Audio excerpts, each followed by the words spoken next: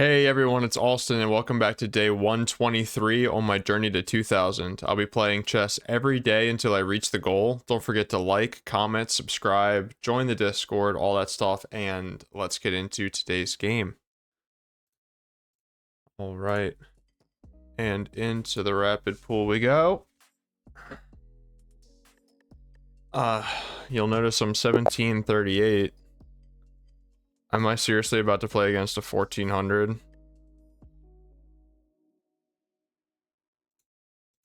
I'm gonna abort that game. I feel like that's kind of ridiculous.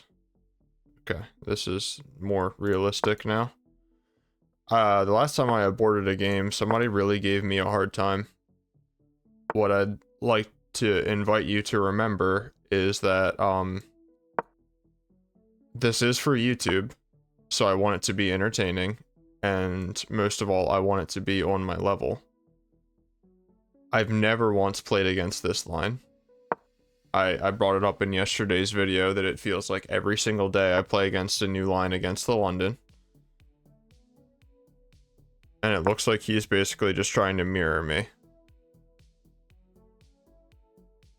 I don't know why I played h3. Going a bit on autopilot. Not thinking. h3 was a very stupid move.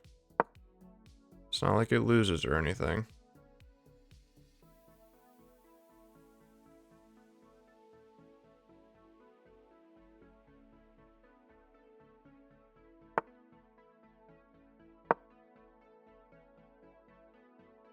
Alright. So now we've kind of gotten into a more normal London system. So let's go ahead and... I really wish that I didn't play h3.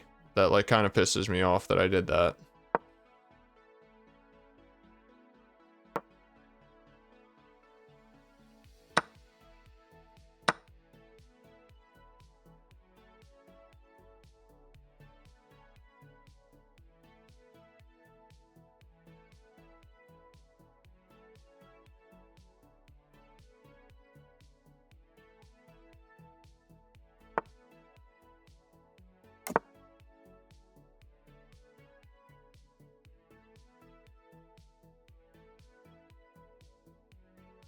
Okay. I would say some semi-normal things happening so far. Let's make sure to defend this pawn if he were to ever take, which he does choose to do. We take with the pawn because what we want to do is we want to set up an attack.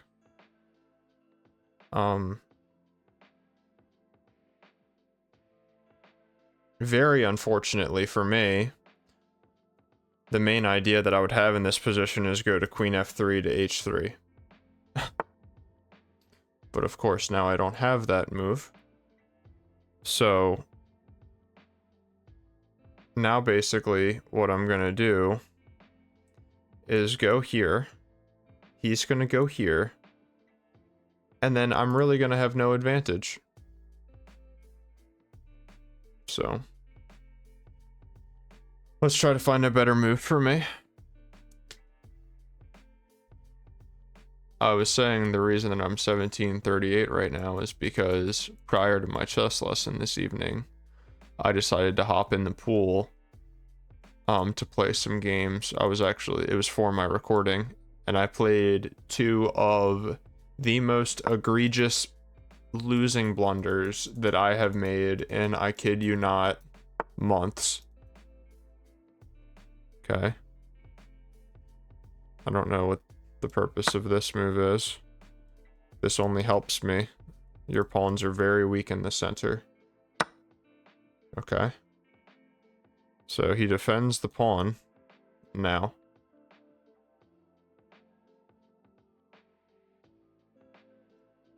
I think going bishop back is in order before I hang it on accident.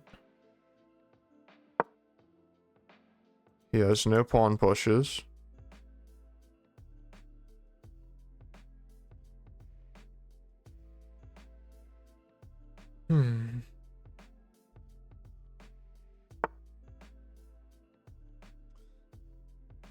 That feels like a very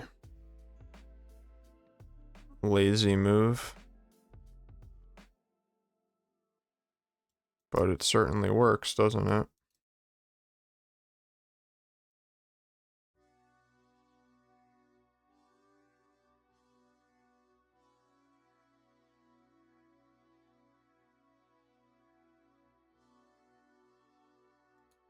All right, so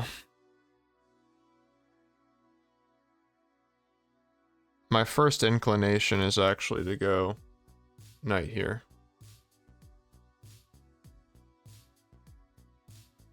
Knight here to keep his bishop bad, and because if I'm not moving my knight there, then where else am I moving it? On the previous move, I had thought about this to go after this pawn, but I don't think now there exists a scenario where it makes sense to go for such a move. If I go here, here, of course it's defended twice and easily defendable by the rest of his pieces. So chasing after that pawn for the rest of the game, I don't think is the correct way to proceed.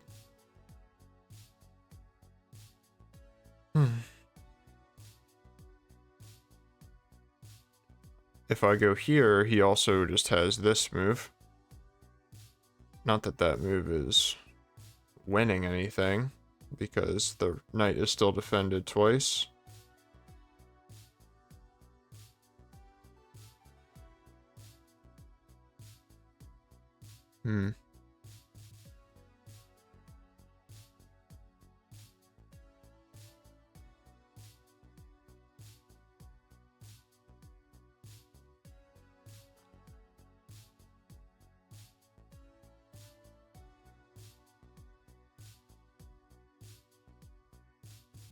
I think here,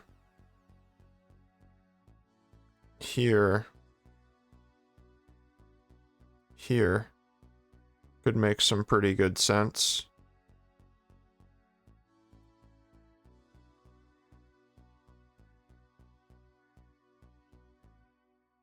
I don't know.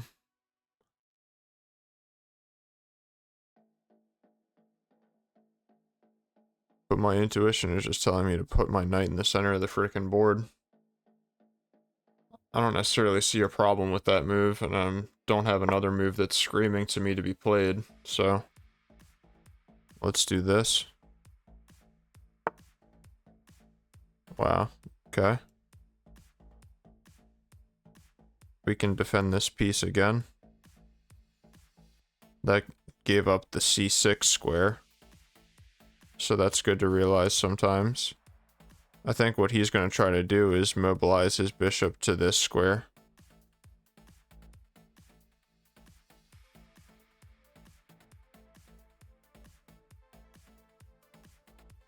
Seems like a pretty good square for his bishop. Let's go here, rook here. You already know we're playing in the center of the board, baby.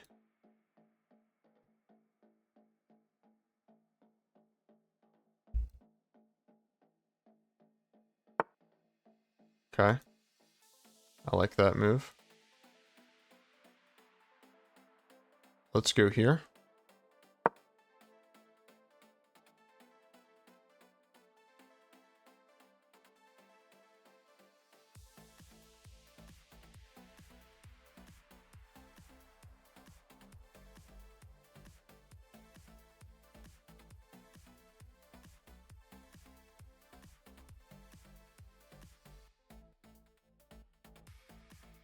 Trying to figure out where I want to put my bishop.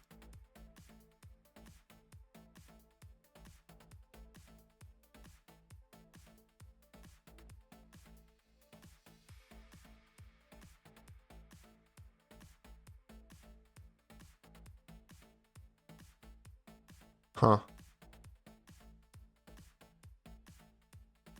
I think this actually makes sense. Yeah, that kind of helps me. I was thinking about going here anyway.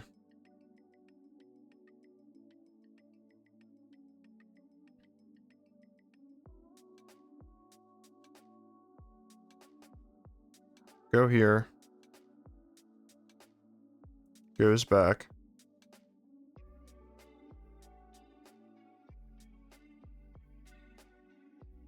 After it goes back. Knight here. Bishop takes here. Here, here, here. Defends the pawn once.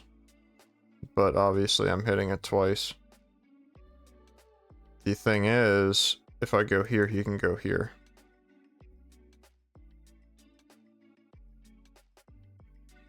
But then it's only defended by the queen.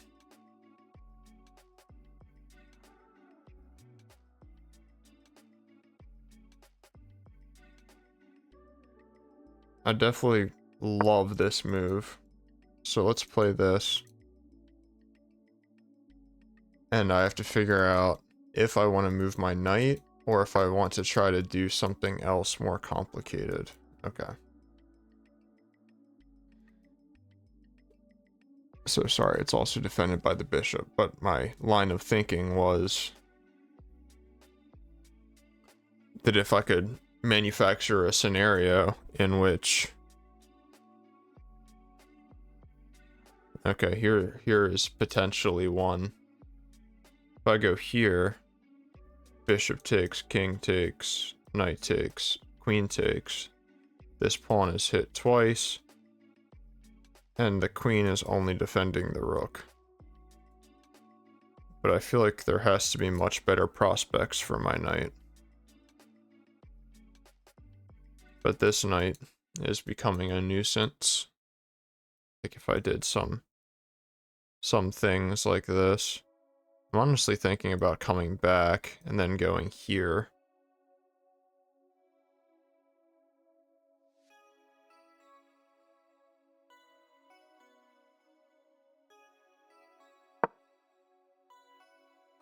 Let's just do that.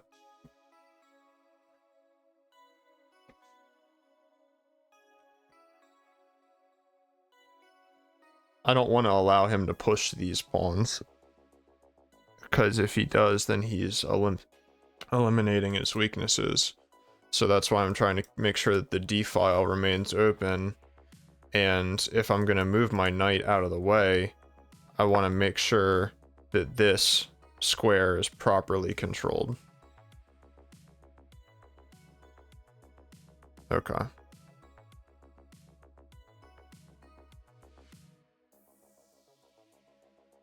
So if I go here, takes. He doesn't have this move because I can take.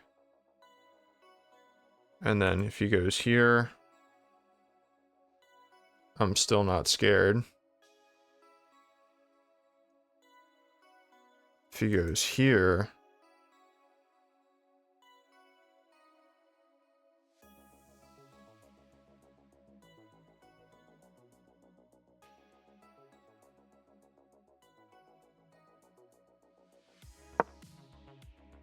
like the look of it.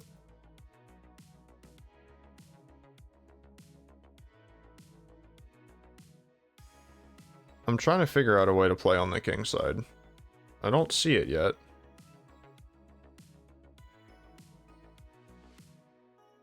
But I feel like there has to be something.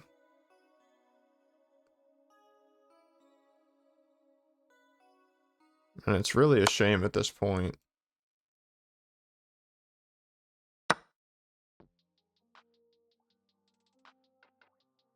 I thought I blundered something for a second, but we're good. I'm really upset that this bishop's defending this square now because, you know, in theory, it would be great if there were some pins and some things like that, right? So why wouldn't I just go back? Or I could even go here and try to get into an endgame. So if I go here, takes.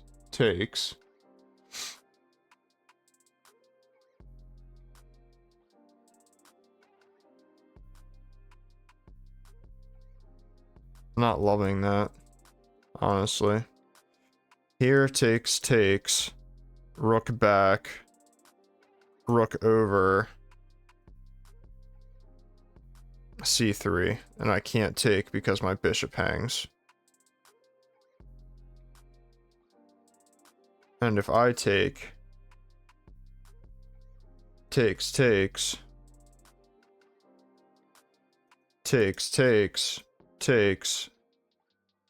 here, I mean, if you calculate it all the way out exactly like that, that doesn't seem so bad.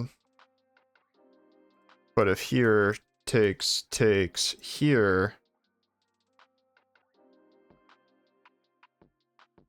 take his rook. He doesn't have time for that move. So if here takes, rook back, rook over, then here, it works out well for me because I can take, and,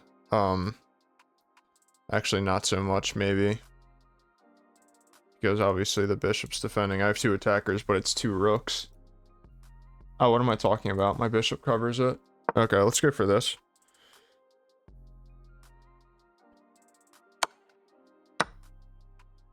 He goes for it instantly.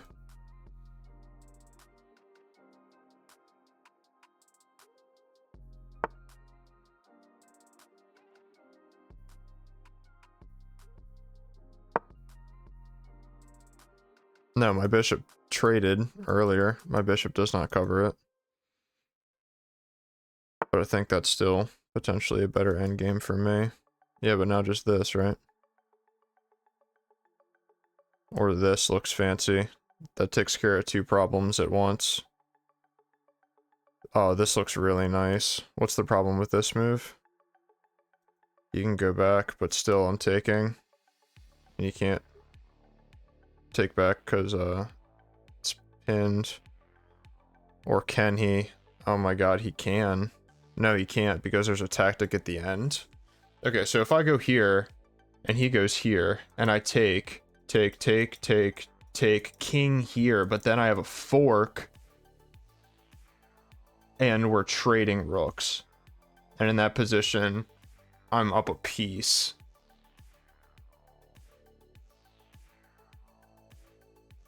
So if I go here, what else can he play? He has this move. But no, he doesn't, because takes. If I go here, he can go here. But then I just go back, and I'm adding another attacker. I really like the look of this move. It's also getting the bishop off of this file. Something that I identified as a problem earlier. Okay. Right. So let's go here. 3 attackers.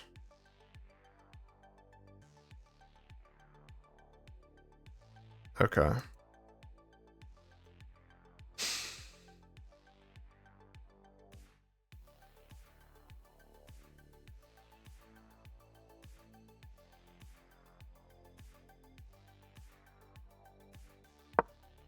But he goes here.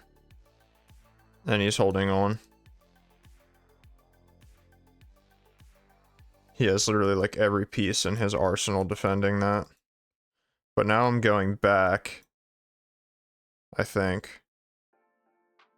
That could be interesting.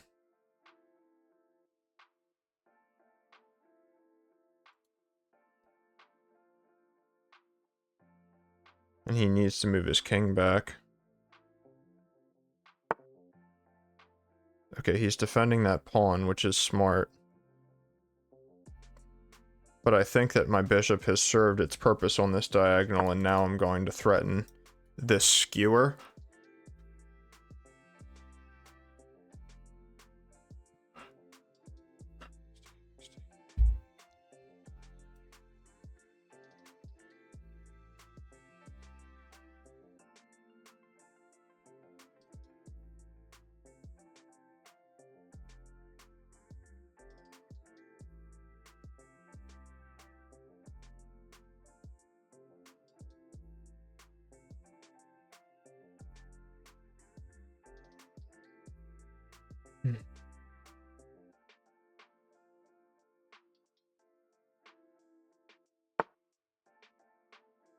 That is an insane move. Right? If I go here, where does his rook go?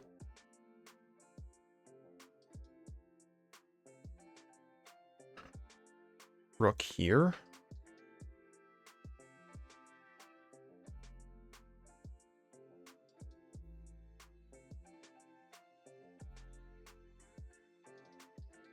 Also have this check, which kind of just feels petty and useless.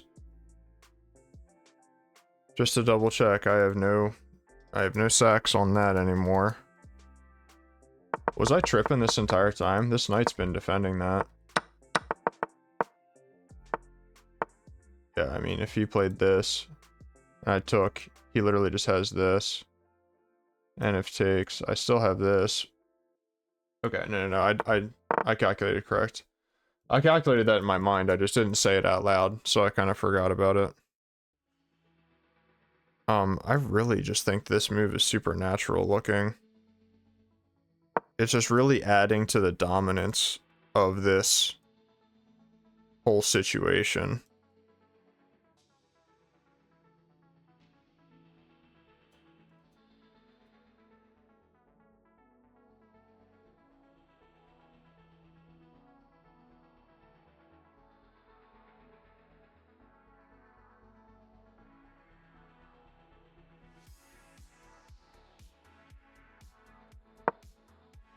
Austin.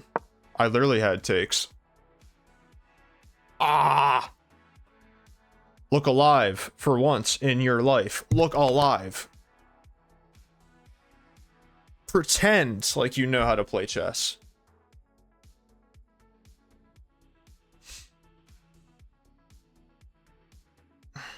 This might be better anyway, though, because it's hitting this.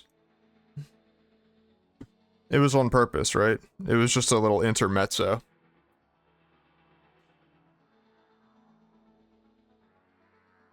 I can't wait to get to game review and see that I had like 16 blunders that I haven't seen. Miho from Serbia. What is this? Gift membership. Wouldn't that be so kind if you were playing against some random person and they just gifted you a diamond membership?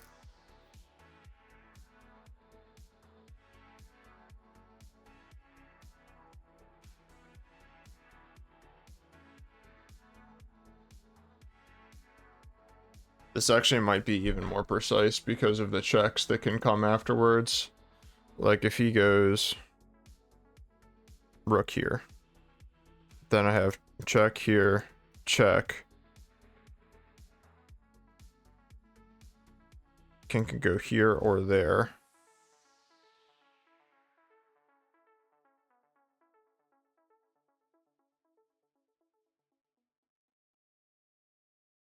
Either way, I think my rook is swinging over here to hit this.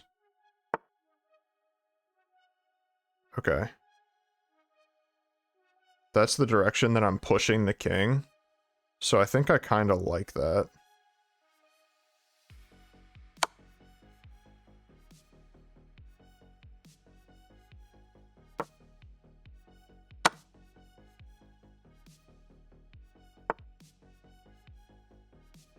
Wow, that move is bold.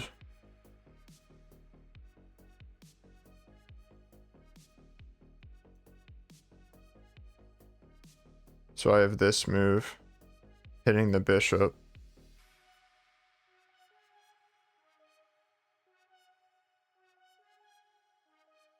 I have this move, hitting the pawn.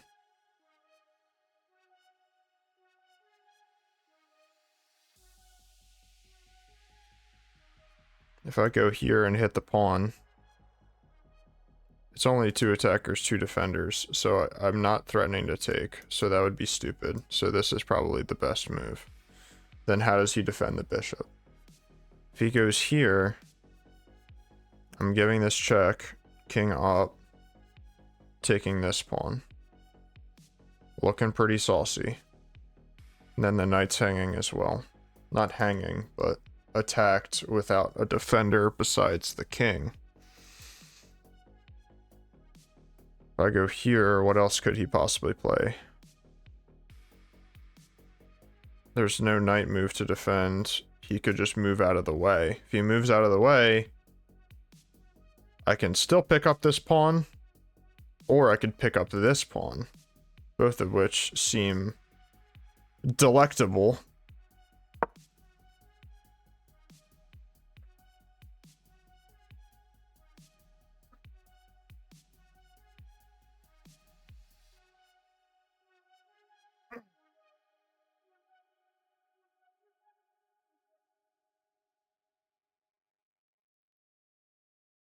I'm only up a pawn, just got to keep the stick on the ice.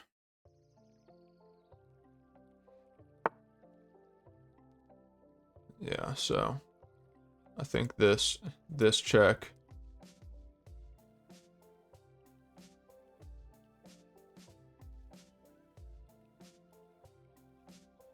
And then I can this check. Best move is probably king here. After king there,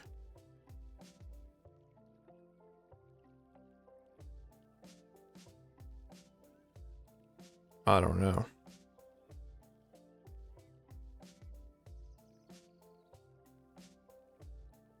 After the king there, I feel like I want my rook here, not my knight.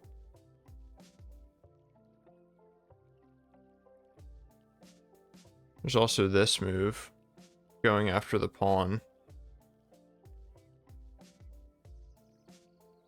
There's not an easy way for me to get on the, what's it called? Words, the 7th rank. So if I go check here, I think that's ultimately what I need to do. No, I could go check here, and then 2 attackers, 2 defenders on the bishop. He has no checks. Everything's on a dark square. That looks pretty good. Okay, so I'm either winning a pawn or I'm putting more pressure on the bishop. Okay, so if here, what is he doing to defend? I just don't see it. Let's do it.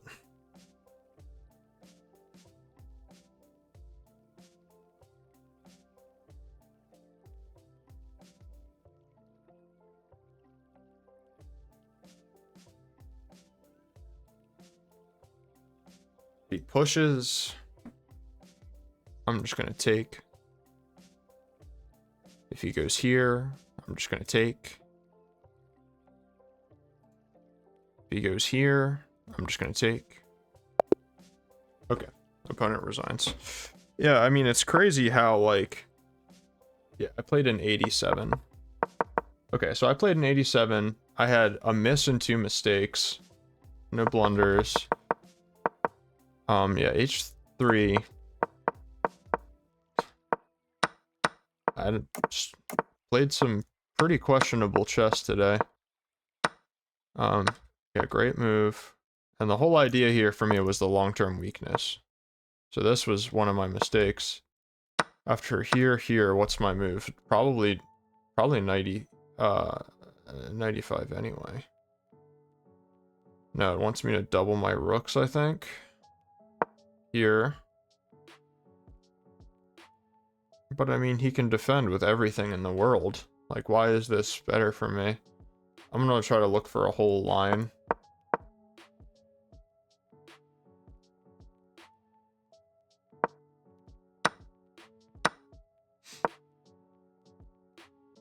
This is all it's gonna give me? Okay, but like, what after this? B5. Queen D2. Rook B8. Wow, that's a weird move. Rook AE1.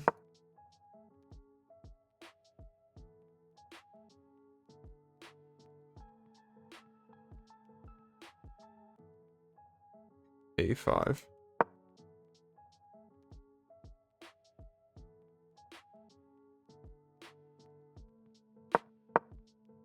I'm really just trying to go in a little bit deeper here and understand why this is a mistake. A3. Yeah, can't you guys tell that this is just so much better?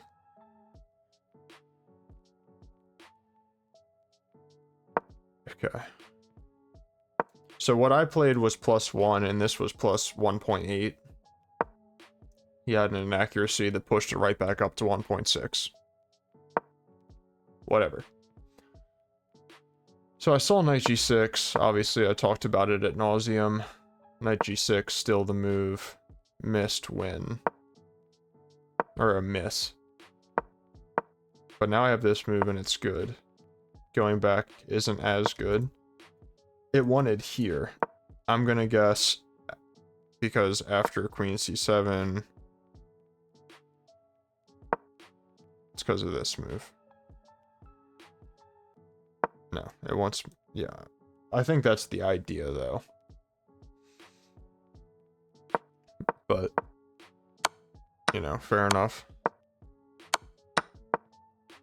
This is +1.5 down to +1. This is a miss. Okay, so I had this move right away.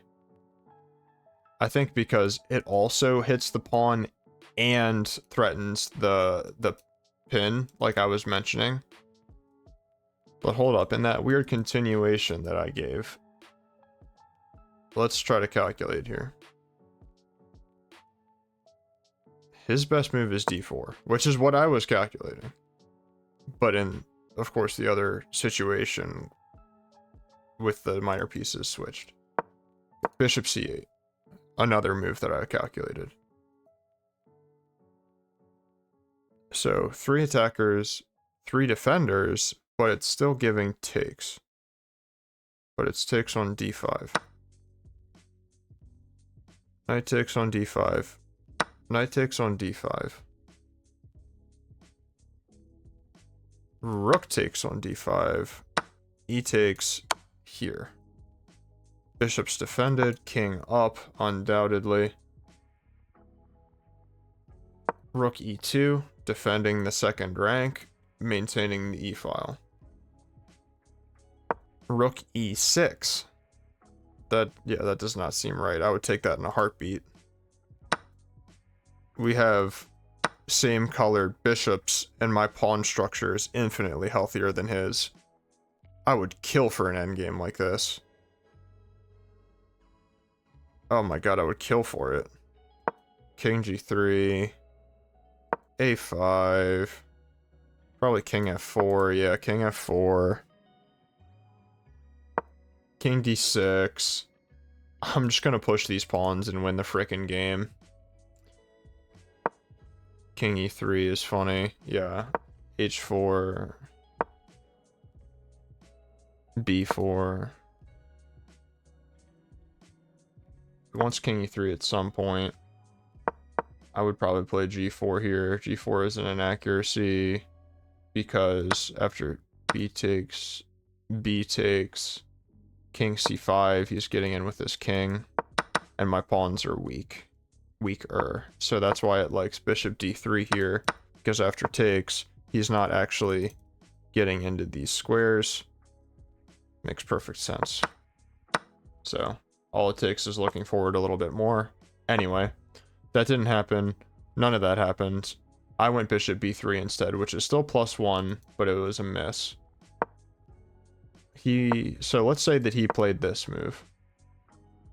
Let's test out my calculation abilities. This is an inaccuracy. Do I have takes? This is good, but it's not the best move.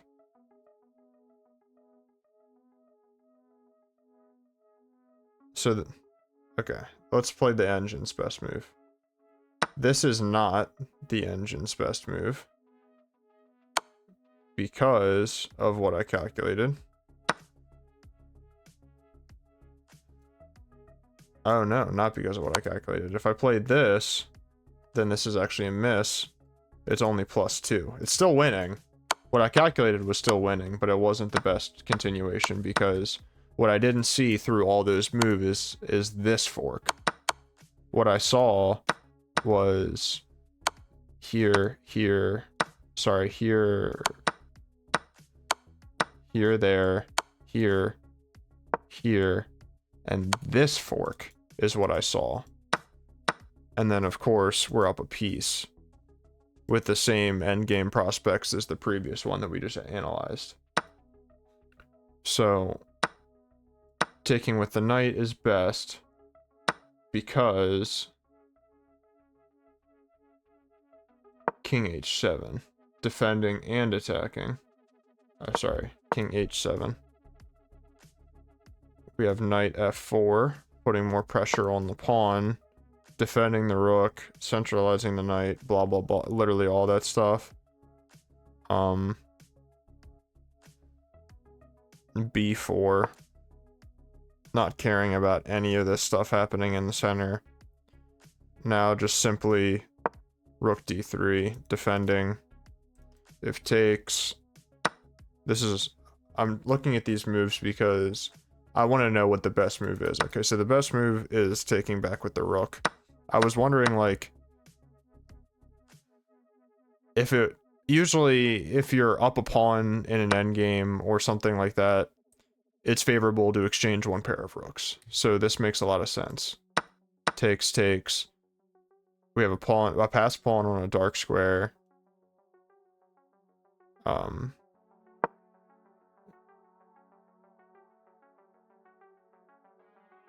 Okay.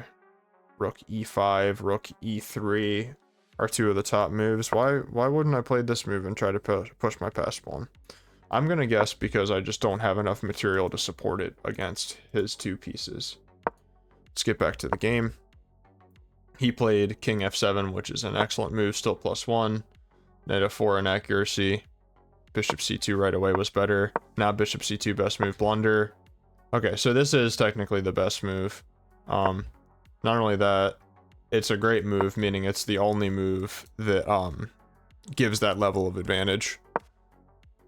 Here, so knight takes was better. That was best move, best move, best move. His best move there was a5 or potentially king f8, in which case I'm taking this with the rook. Computer is disgusting, wants king g3 instead of taking the hanging piece. I'm not that patient. This is what I would play. And of course he shouldn't trade after takes. He should, I don't know, make some random move. Computer is actually saying taking is the best move. But rook c8 is third. I think just because this check is just keeping the pieces on the board. You're like basically getting mated here.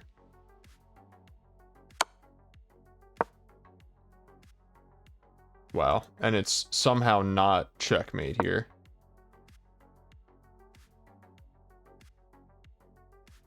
Knight e4.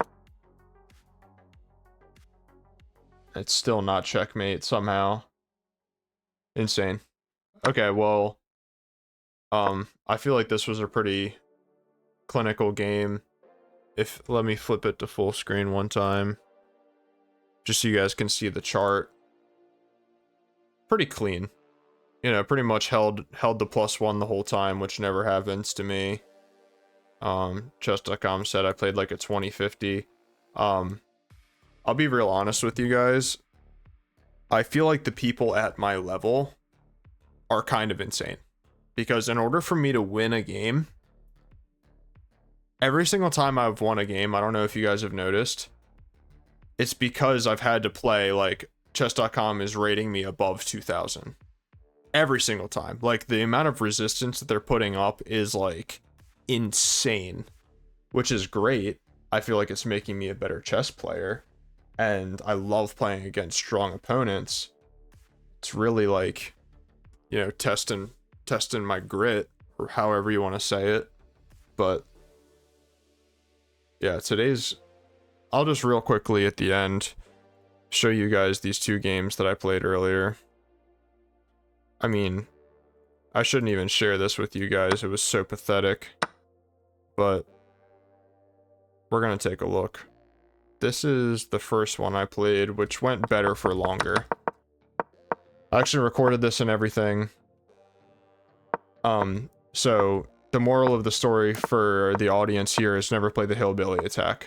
I've done nothing but normal developing moves, and before he made a mistake, we can leave it full screen so you guys can see the analysis. Before he makes a mistake, it is already minus 0.7. So not only have I equalized this opening, but he is just worse. He's not lost or anything like that, but he is just worse.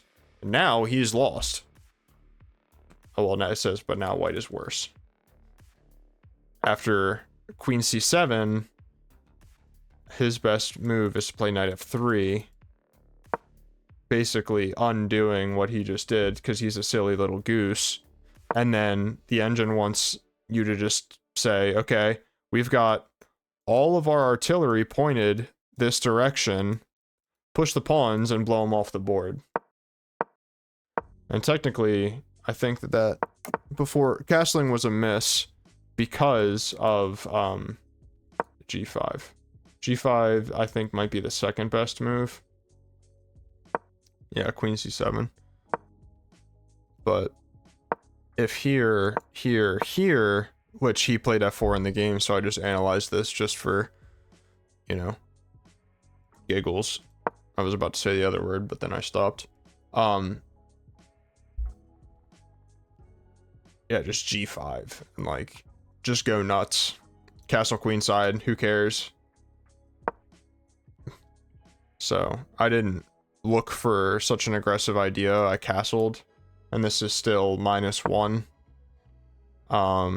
And I was thinking, okay, he's going to push g4. So if he's going to play in the flank, I'm going to play in the center. And I blitzed out d4, e5. And he can take with a discovered attack on my bishop, and my other bishop's hanging. Well, it's a fork. Both of my pieces are hanging. So I just took this fantastic position that I had, and I flushed it down the toilet. And oh my goodness, I was so mad. Like, I wasn't saying anything upset or anything like that. I was just quietly, just kind of like, just upset with myself, you know? I just blitzed this out, wasn't thinking, and I got punished for it. And I tried to squirm around for a while, and he just, I mean, look at this guy. He just blew me off the board. He played a beautiful game. He literally, like, he played the opening that he felt comfortable playing, and when I made a mistake, he capitalized on it, and he never let me breathe. So he did what he was supposed to do. I can't even say to him not to play the hillbilly, because obviously he proved me wrong, but one thing's for sure, next time I'm going to be a little bit more careful. So that was the first game that I played, and I actually played another one, and you can see the chart here.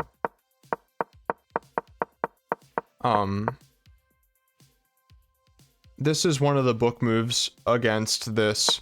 So you guys know that I will a lot of times like to play an early c4 against bishop f5. But obviously in this scenario, that makes no sense. He's already played c4 or c5. There's no reason for me to play c4. Usually when somebody beats you there, it's not a great idea to do the same thing unless you're playing an opening that specifically has that kind of a vibe to it. Say, for instance, where it's a common idea. Like, my coach and I were just looking at the Tarrasch defense. It happens in the Tarrasch defense. But here, it doesn't make sense. So knight h4 is one of the book moves, and it's equal. Okay, you know, I didn't play the best opening. I don't play against this line a lot. So I definitely need to study this a little bit, and I looked at it, and a better move here would be queen b3. Queen b3 is a move that we're familiar with, obviously, and if queen b6, what we may expect to see, we can go here, takes, and then this knight actually becomes very weak. So it took the engine a minute, but now that it's caught up, you can see it's a better move. He has to go knight d7. He has to go knight d7. because 95 is coming. Putting PP on the PP. A4, supposedly best, but it's only off by 0.03. D takes, bishop takes, and yeah, engine gives king d7 here to defend the knight. So that's how, like, yeah, this position could really start getting away from you. And yeah, my idea with white here, engine supported. My first intuition, I mean, is now engine supported. F3, F6, probably bishop back, bishop g3, yeah.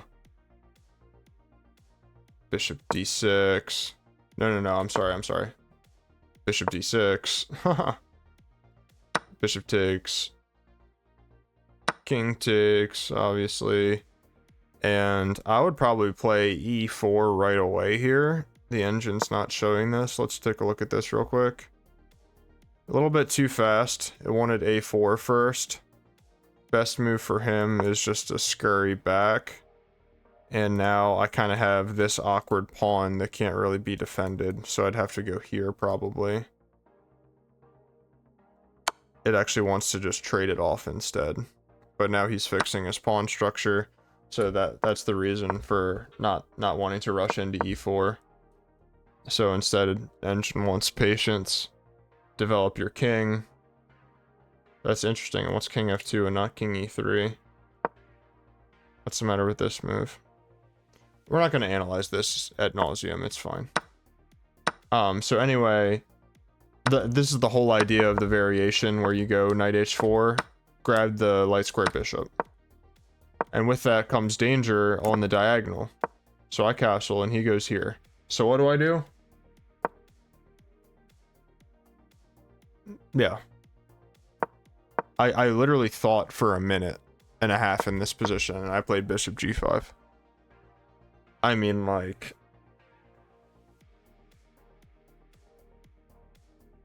I even considered this move, which is the best move. I was having a hard time calculating, so all I was doing was looking at one, like, what one move am I gonna make? Am I gonna make this move? Am I gonna make this move?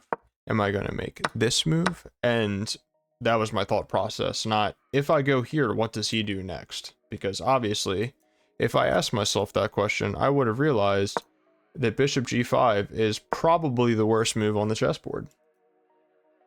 But you know, I've just been struggling. So I played this move, and before he could even take my bishop, I resigned. Oh, sorry, he did take it. And then I instantly resigned because this was pathetic. So 1746. This is as real as it gets, guys. You guys want authentic? This is authentic. 1800 by the end of the year. Mark my words. Need to do it. Need to do it. Anyway, guys, if you made it this far into the video, leave a comment. Tell me what you thought about the analysis of the other games. And most importantly, be noted that Sunday, December 17th, that is not this weekend, not next weekend, but the weekend after that, Sunday, December 17th, the legendary Apex Chess and I will be streaming together to have a viewer tournament. We're going to all jump into the pool together and we're going to play some games. So be there or be square. Thank you guys so much for watching, and I'll see you tomorrow.